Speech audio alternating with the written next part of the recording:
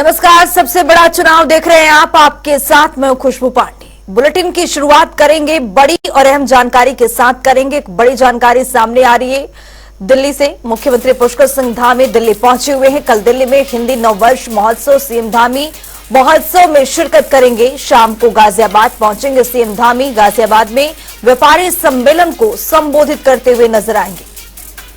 बड़ी और अहम जानकारी से आपको रूबरू करा रहे हैं। व्यापारी सम्मेलन में मुख्यमंत्री पुष्कर सिंह धामी शिरकत करेंगे। इस दौरान सम्मेलन को संबोधित करते हुए नजर आएंगे। मुख्यमंत्री पुष्कर सिंह धामी दिल्ली आएंगे। कल दिल्ली में हिंदी नववर्ष महोत्सव कार्यक्रम में शिरकत करेंगे। व्यापारी सम्मेलन को संबोधित करते नजर आएंगे। शाम को गाजियाबाद भी पहुंचेंगे सीएम धामी। उसके बाद व्यापारी सम्मेलन को संबोधित करते हुए नजर आएंगे। तो मुख्यमंत्री पुष्कर सिंह धामी दिल्ली पहुंचे हैं। कल दिल्ली में हिंदी नववर्ष का महोत्सव है, इसमें शिरकत करेंगे। सीएम धामी महोत्सव में शामिल होंगे। उसके बाद शाम को गाजियाबाद भी पहुंचेंगे सीएम धामी। व्यापारी सम्मेलन को संबोधित करते हुए नजर आएंगे। तो राजधानी दिल्ली से बड़ी और अहम जानकारी। मुख्यमंत्री पुष्कर सिंह धामी दिल्ली पहुंच गए हैं। कल दिल्ली में हिंदी नववर्ष महोत्सव का आगाज होने जा रहा है, शुरुआत होगा, जिसमें शिरकत करेंगे मुख्यमंत्री पुष्कर सिंह धामी। शाम को गाजियाबाद पहुंचेंगे मुख्यमंत्री पुष्कर सिंह धामी। व्यापारी सम्मेलन को संबोधित करते हुए नजर आएंगे। मुख्यमंत्री पुष्कर सिंह धामी दिल्ली पहुंचे हुए हैं।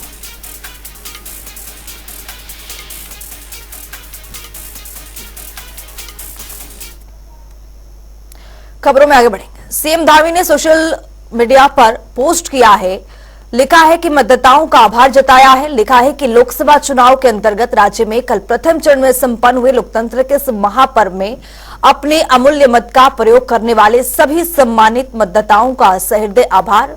जिस प्रकार देवभूमि उत्तराखंड में युवाओं, मातृशक्ति और वरिष्ठ जनों ने मतदान में बढ़ चढ़कर हिस्सा लिया, वो आदरणीय मोदी जी को तीसरी बार प्रधानमंत्री बनाने के प्रति जन उत्साह को परिलक्षित करता है। भाग लेने के लिए उत्तराखंड की 5 लोकसभा सीटों पर मतदान की प्रक्रिया संपन्न हो गई है। शांतिपूर्ण मतदान रहा। सभी मतदाताओं का, देवतुल्य जनता का मतदान प्रक्रिया में भाग लेने के लिए मैं दिल से सबका धन्यवाद करता हूं। उत्तराखंड की सभी 5 लोकसभा सीटों पर वोटिंग सकुशल संपन्न हो गए हैं, जिसको लेकर हरीश रावत ने मीडिया से बातचीत की है और लोकसभा चुनाव के पहले चरण में उत्तराखंड और अन्य राज्यों में कम मतदान प्रतिशत पर बयान भी दिया है। सुनिए। कम वोट पड़े हैं, ये विशेष तौर पर उन क्षेत्रों में पड़े हैं जहां जो पहले भाजपा को देते रहे हैं। जो सेक्शन ऑफ सोसाइटी भाजपा को वोट देता रहा 2014, 2019 और इवन जो राज्यों के चुनाव हुए उनमें भी, वो इस बार पूरी तरीके से नहीं आया है। तो वोटिंग परसेंटेज कम होने का कारण जो है मध्यम वर्ग, निम्न मध्यम वर्ग और जो बीच का क्लास है, उस क्लास में जो फ्रस्ट्रेशन भाजपा की आर्थिक नीतियों के कारण आया है और थोड़ा उनको ये लगा है कि भाजपा जो राजनीतिक विद्वेष की भावना से काम कर रही है, उससे उनमें नाराजगी भी आई है। तो ये 2 कारणों के कारण भाजपा ने करीब करीब 10-11% अपना सपोर्ट बेस लूज किया है। और जबकि दूसरी तरफ जो इंडिया अलायंस को देने वाला वोटर तबका है,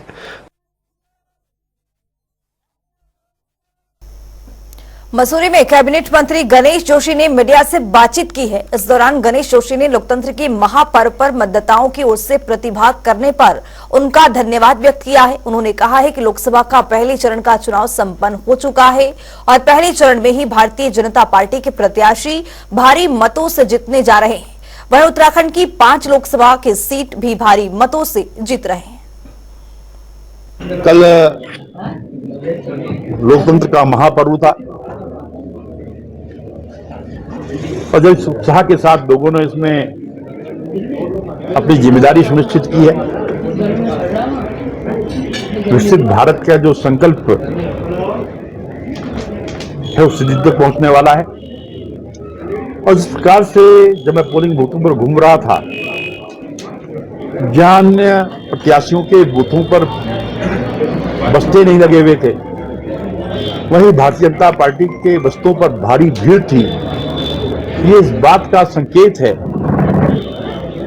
कि टिहरी लोकसभा भारतीय जनता पार्टी भारी मतों से जीतने वाली है। उत्तराखंड की पांचों सीटें हम जीतने वाले हैं और मसूरी विधानसभा से 54% की पोलिंग हुई है और जो हमारा जीत का अंतर है पिछली बार से बढ़ने वाला है। नाई बाल कितने सामने आ जाएंगे, इंतजार करेंगे 4 तारीख तक, तो उसको भी दिखाई देगा कि भारतीय जनता पार्टी कहां खड़ी है, क्योंकि आज पूरा देश मोदीमय है। देहरादून में कांग्रेस के मुख्य प्रवक्ता गरिमा मेहरा दसोनी पर मुकदमा दर्ज हुआ है। दसोनी पर सोशल मीडिया पर भ्रामक और आपत्तिजनक पोस्ट डालने और आचार संहिता के उल्लंघन का आरोप लगा है। वहीं बीजेपी आईटी विभाग के प्रदेश संयोजक अजीत नेगी ने कोतवाली पुलिस को शिकायत करते हुए कहा कि कांग्रेस की प्रवक्ता गरिमा दसोनी ने फेसबुक पर आपत्तिजनक और भ्रामक पोस्ट कर प्रदेश सरकार और मुख्यमंत्री की छवि धूमिल करने के उद्देश्य से पोस्ट शेयर किया। साथ ही उन्होंने आचार संहिता का उल्लंघन भी किया है।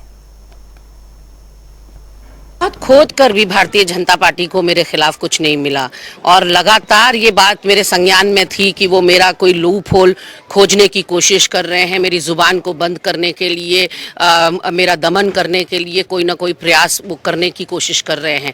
लेकिन मेरे द्वारा कल एक पोस्ट डाली गई थी जो मुख्यमंत्री धामी जी के बारे में है और जैसे ही मेरे एक कलीग ने मुझे बताया कि ये पिछले विधानसभा की, क्योंकि जब आपके पास कोई वीडियो आता है तो आपके पास पुष्टि नहीं होती कि वो वीडियो कब का है, तो ऐसे में मेरे द्वारा त्रुटिवश वो वीडियो सोशल मीडिया पर डाला गया। मैं अपनी गलती स्वीकार करती हूँ और मेरे सहयोगी ने जैसे ही मुझे बताया कि वो विधानसभा चुनाव का वीडियो है, तत्काल उसको मेरे द्वारा डिलीट कर दिया गया था। ये बात है लगभग शाम के 7-8 बजे की और उसके बाद मेरे घर पर पुलिस आई।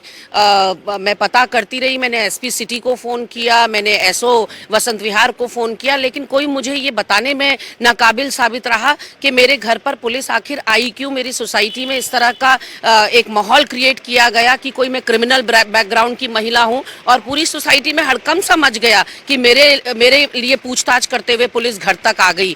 ऐसे में अब मुझे पता चला है कि मेरे ऊपर कोतवाली में 6 गंभीर धाराओं में मुकदमा दर्ज हुआ है। मैं वकीलों से राय मशवरा कर रही हूं और देखूंगी कि उसमें क्या हो सकता है। निश्चित रूप से मैं इसको त्रुटि मानती हूं कि एक विधानसभा के चुनाव का वीडियो मेरे द्वारा सोशल मीडिया पर डाला गया, लेकिन अपनी भूल को सही समय पर स्वीकारते हुए मैंने उसको डिलीट भी कर दिया। लेकिन अब ये गंभीर धाराएं ये बताती हैं कि ये पॉलिटिकल वेंडेटा है, ये कहीं ना कहीं पक्षपातपूर्ण रवैया है। मैं पूछना चाहती हूँ सत्ताधारी दल से कि हरीश रावत जी को हरीशुद्दीन बना दिया उनके आईटी सेल ने, मुस्लिम यूनिवर्सिटी का एक झूठा बवंडर खड़ा कर दिया, उस पर किसी पर कोई कार्रवाई क्यों नहीं होती? सारी कार्रवाई केवल विपक्षी दल के नेताओं के लिए है।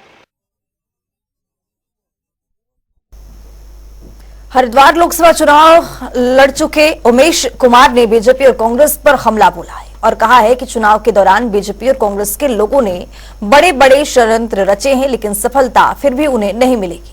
हरिद्वार की जनता ने बीजेपी और कांग्रेस को नकारते हुए इस बार उन्हें अपना भारी समर्थन दिया है, जिसको बेहद आभारी है। आगे उन्होंने क्या कुछ कहा, सुनिए। तारा सितारा है, ठीक है, मुंह बोली माँ तो इनकी चली गई यहाँ से।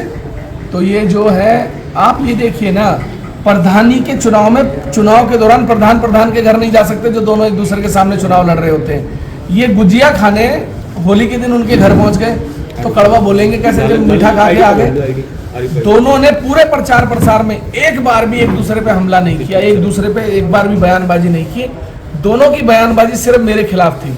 तो मैं तो ये कहना चाहता हूँ, मैं बड़ा सौभाग्यशाली हूँ कि मेरे लोगों ने इनको अपनी ताकत का एहसास दिलाया। उनको ये एहसास हो गया कि हरिद्वार जनपद में उमेश कुमार इनके लिए सबसे बड़ी चुनौती है। और मैं फिर आज कह रहा हूँ, ये चुनाव चाहे वर्सेस हमारे त्रिवेंद्र हुआ हो, चाहे वर्सेस हमारे हरीश रावत हुआ हो, ये वर्सेस हमारे ही है, कोई तीसरी पार्टी बीच में नहीं है। देख लेना आप, जिस दिन बूथ खुलेंगे, जिस दिन डब्बे खुलेंगे, उस दिन आपको पता लगेगा। समाज के साथ तो बहुत बड़ा विश्वासघात किया इनके नेताओं ने, चाहे वो ममता राकेश जी हो, चाहे वो सुबोध राकेश जी हो, चाहे वो कोई भी हो, हरिदास जी हो, उनका बेटा हो। सब लोग उस समय में जब संविधान बचाने की लड़ाई बहुजन समाज लड़ रहा था, ये सब लोग भाजपा में जाकर शामिल हो गए। कल तक ये लोग चिल्लाते थे, कि बहुजन समाज खतरे में है, बाबा साहब खतरे में है, संविधान खतरे में है, और अचानक से इनका दिल बदला और ये नारा लगाने लग गए अब की बार 400 पार। तो ये लोग धोखेबाज नहीं है। मैं फिर बहुजन समाज से कहना चाहता हूँ, ये विश्वासघाती हैं। जिस समय में समाज को इनकी जरूरत थी, जिस समय में इनके ताकत की, इनके कंधे के साथ में खड़े रहने की जरूरत थी, उस समय बहुजन समाज को छोड़कर भागे। इसीलिए आज 75 से 80% बहुजन समाज मेरे साथ खड़ा है, कंधे से मिलाकर कंधा। आप जिस दिन बूथ खुलेंगे उस दिन देख लीजिएगा, जो बहुजन समाज के गांव है, आपको एहसास हो जाएगा कि वो किसके साथ है। हरिद्वार लोकसभा सीट पर प्रदेश में सबसे अधिक मतदान हुआ है। इस बार हरिद्वार सीट पर 62.36% लोगों ने मतदान किया है। वहीं इस पर कांग्रेस के प्रवक्ता मोहन काला ने कहा है कि बीजेपी ने कभी हरिद्वार के लोगों को अपना नहीं माना है। यहां की जनता बीजेपी से बेहद त्रस्त है, इसलिए उन्होंने हरिद्वार सीट पर कांग्रेस के समर्थन में वोट डाला है। साथ ही उन्होंने क्या कुछ कहा, सुनिए।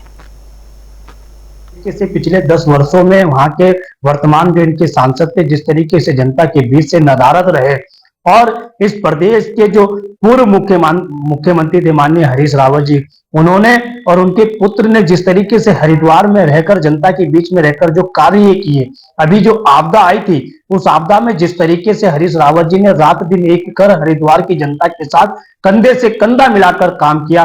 भाई वीरेंद्र रावत जी जिस तरीके से आपदाग्रस्त क्षेत्रों में जनता के साथ बने रहे, तो ये कहीं ना कहीं इस बार देखने को मिला है। और हरिद्वार की जनता ने ये बताया भी है वोट प्रतिशत बढ़ाकर कि वो भारतीय जनता पार्टी के निराशाजनक कार्यों से जो है कहीं ना कहीं नाराज थे। जिस तरीके से निशंक जी वहां से नदारत रहे, निशंक जी जिस तरीके से विकास कार्यों से दूरी बनाकर जनता ने कहीं ना कहीं विरोध दर्ज कराने के लिए जो वहां वोट प्रतिशत को बढ़ाने का काम किया और कांग्रेस के पक्ष में जो है मतदान करने का काम किया है। हरिद्वार सीट पर जो वोट प्रतिशत बढ़ा है, ये इस बात को साबित कर रहा है। प्रदेश में 5 सीटों पर चुनाव संपन्न हो चुके हैं। इसी बीच कांग्रेस के वॉर रूम अध्यक्ष नवीन जोशी ने चुनाव आयोग पर गंभीर आरोप लगाया है। उन्होंने बताया है कि जो लोग कांग्रेस को वोट देना चाहते थे उन्हें वोट डालने नहीं दिया जा रहा था, जिसको लेकर उन्होंने चुनाव आयोग से कई बार शिकायत भी की, पर बावजूद उसके चुनाव आयोग ने कोई कदम नहीं उठाया। इसके साथ ही उन्होंने क्या कुछ कहा, सुनिए। हमारी कंट्रोल रूम को मिली है, उसमें कई ऐसे क्षेत्र थे जो कांग्रेस के मतदाता थे, उनका वोटर लिस्ट में नाम था। अधिकारियों को, पीठासीन अधिकारियों को उन्होंने दिखाया, उनकी जो ऐप है उस पर भी उनका नाम था, लेकिन उनको वोट देने से वंचित कर दिया गया।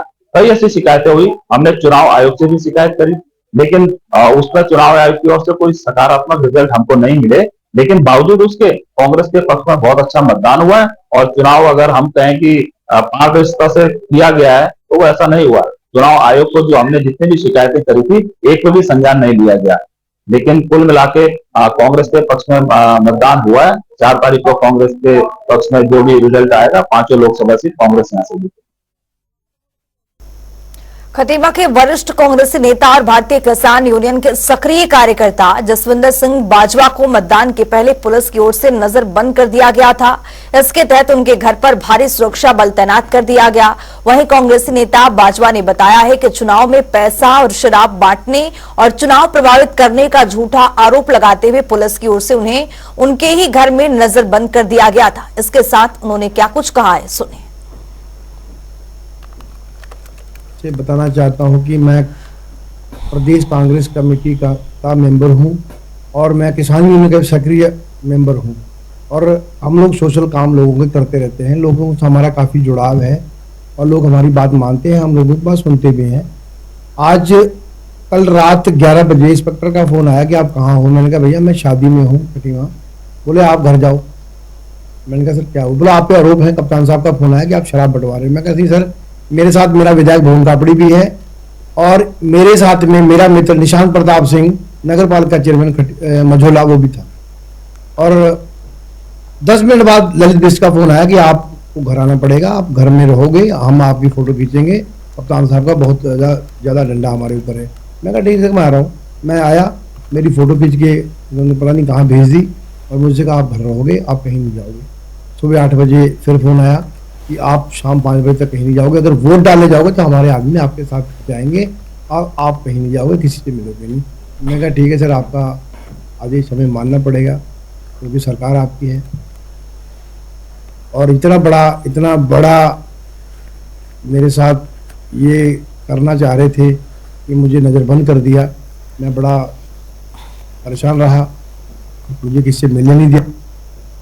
सीएम पुष्कर सिंह धामी ने देहरादून कैंप कार्यालय में से प्रभागीय वन अधिकारियों के साथ एक वर्चुअल बैठक की। बैठक में सीएम धामी ने राज्य में जंगलों की आग की रोकथाम के संबंध में चर्चा की। इस दौरान वन अग्नि रोकने के लिए दावानल की घटनाओं से प्रभावित जनपदों में जल्द ही नोडल अधिकारी नियुक्त किए जाने के निर्देश दिए गए। सीएम धामी ने कहा कि दावानल की घटनाओं को रोकने के लिए बारिश पर ही निर्भर नहीं रहना है, इसके साथ ही दीर्घकालीन योजना तैयार करके फील्ड पर उतरने की जरूरत है। ये गर्मी का समय आता है।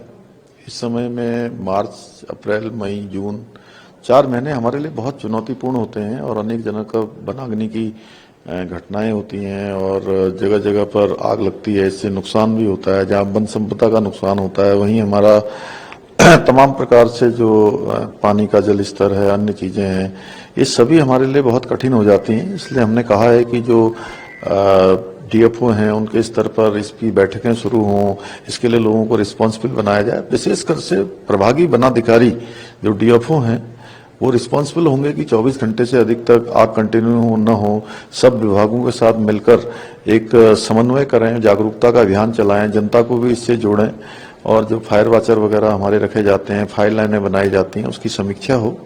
तो आज हमने कहा है कि नोडल अधिकारी भी जिलों में इसकी बनाए जाएं। हाँ, प्रत्येक जिले में इसकी पहले बैठक हो, बैठक के बाद सब डिवीजन पर बैठक हो, डिवीजन के बाद रेंज में बैठक हो। तो आज हमने इस पर पूरा मंथन किया है और हमारा प्रयास है कि वनाग्नि की घटनाएं ना के बराबर हों।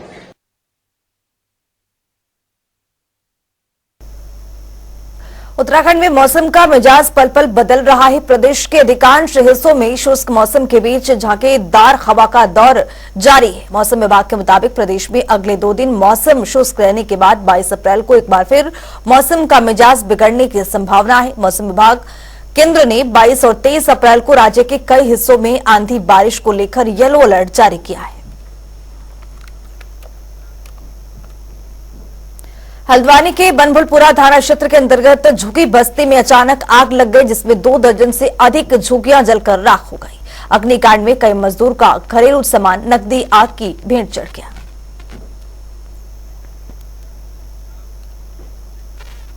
इस बुलेटिन में मेरे साथ इतना ही। देश और दुनिया के तमाम खबरों के लिए बने रहिए जनता टीवी के साथ।